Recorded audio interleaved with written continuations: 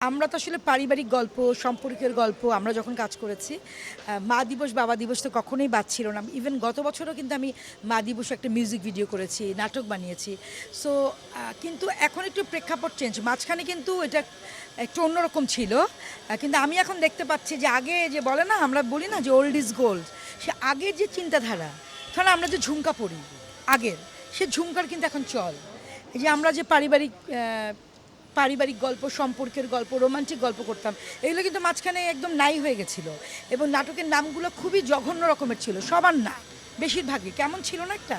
এখন কিন্তু আবার খুব সুন্দর হচ্ছে, গল্পগুলো সুন্দর হচ্ছে, পারিবারিক হচ্ছে, মা বাবা বেসড হচ্ছে, সিনিয়ররা কাজ করতে পারছে। আসলে আমি সব কিছু খুব পজিটিভলি দেখি।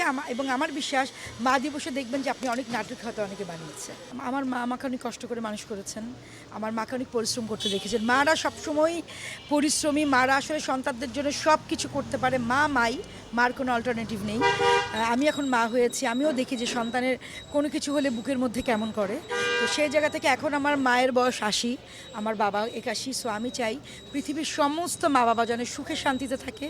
সমস্ত মা বাবাদের কিন্তু এখনই আরাম করার সময়। তো আমি প্রত্যেকটা ছেলে মেয়েকে বলবো তাদের মা বাবাদের প্রতিদিন কথা বলতে, তাদের টেক কেয়ার করতে, না হলে এটা আফসোস থেকে যাবে। এটা হলো আমার সবার প্রতি বলা। সবাই নিশ্চয়ই করে, তারপরে অনেকে হয়তো একটু নেগলেক্ট করে বা অনেকে হয়তো সময় পায় না।